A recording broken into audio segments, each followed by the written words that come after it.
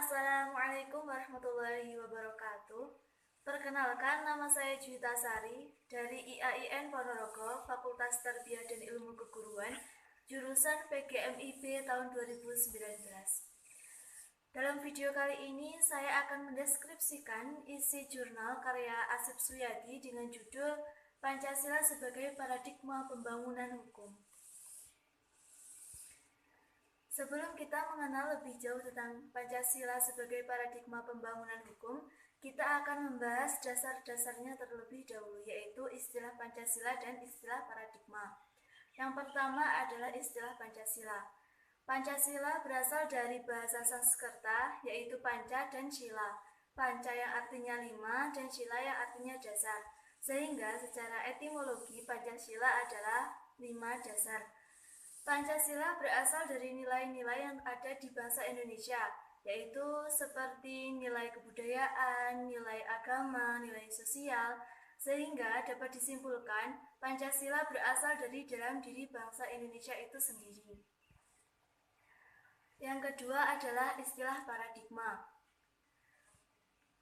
Paradigma berasal dari bahasa Latin yaitu paradigma yang berarti pola.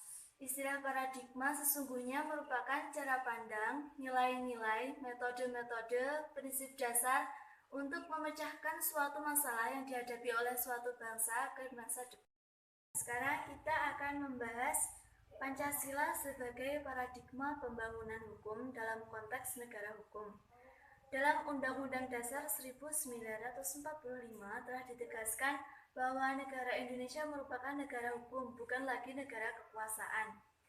Eksistensi Indonesia sebagai negara hukum, yaitu dengan adanya yang pertama, pengakuan prinsip-prinsip supremasi hukum dan konstitusi. Yang kedua, adanya pembebasan peradilan yang bebas dan tidak memihak, sehingga terciptanya persamaan antara setiap warga negara.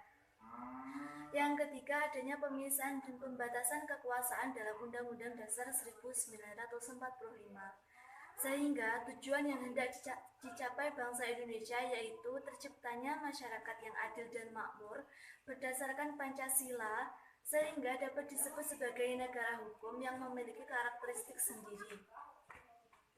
Pancasila dalam konteks negara hukum pada dasarnya memiliki beberapa karakteristik yang memberikan pengaruh pada tatanan kehidupan berbangsa dan bernegara di Indonesia.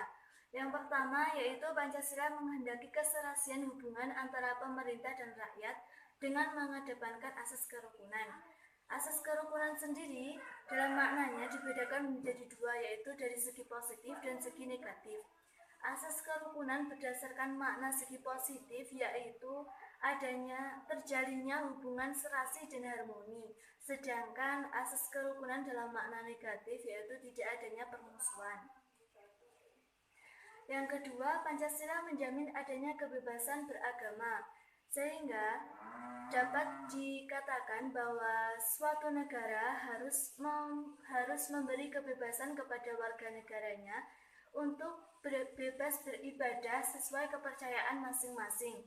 Yang ketiga, Pancasila mengedepankan asas kekeluargaan sebagai bagian fundamental dalam penyelenggaraan pemerintahan. Yang keempat, Pancasila mengedepankan prinsip persamaan dalam penyelenggaraan pemerintahan. Selanjutnya, kita akan membahas Pancasila sebagai paradigma pembangunan hukum. Pembangunan nasional yang dilancarkan negara pada hakikatnya merupakan usaha modernisasi dalam berbagai bidang kehidupan. Hal itu dapat diartikan bahwa suatu transformasi dari kehidupan tradisional menuju ke kehidupan modern sesuai dengan perkembangan zaman dan didukung oleh ilmu pengetahuan dan teknologi. Dalam pandangan Muhtar Kusumatmadja, hukum harus mampu tampil ke depan dalam memberikan arah pembaharuan. Lebih lanjutnya, beliau mengatakan bahwa hukum adalah sarana pembaharuan masyarakat yang didasarkan atas anggapan adanya keteraturan atau ketertiban dalam pembangunan atau pembaharuan yang dipandang diperlukan. Dalam pembangunan terdapat hal-hal yang harus dipelihara dan dilindungi. Di lain pihak, hukum diperlukan untuk menciptakan pola-pola yang sesuai dengan pembangunan agar perubahan berjalan dengan teratur dan tertib. Secara filosofis, hakikat kedudukan Pancasila sebagai paradigma pembangunan hukum mengandung suatu konsekuensi bahwa segala aspek pembangunan hukum dalam kerangka pembangunan nasional harus mendasarkan kepada hakikat nilai-nilai Pancasila. Pelaksanaan pembangunan hukum harus mampu mendayagunakan Pancasila sebagai paradigma yang menekankan bahwa pembangunan itu harus bertumpu pada sila-sila Pancasila.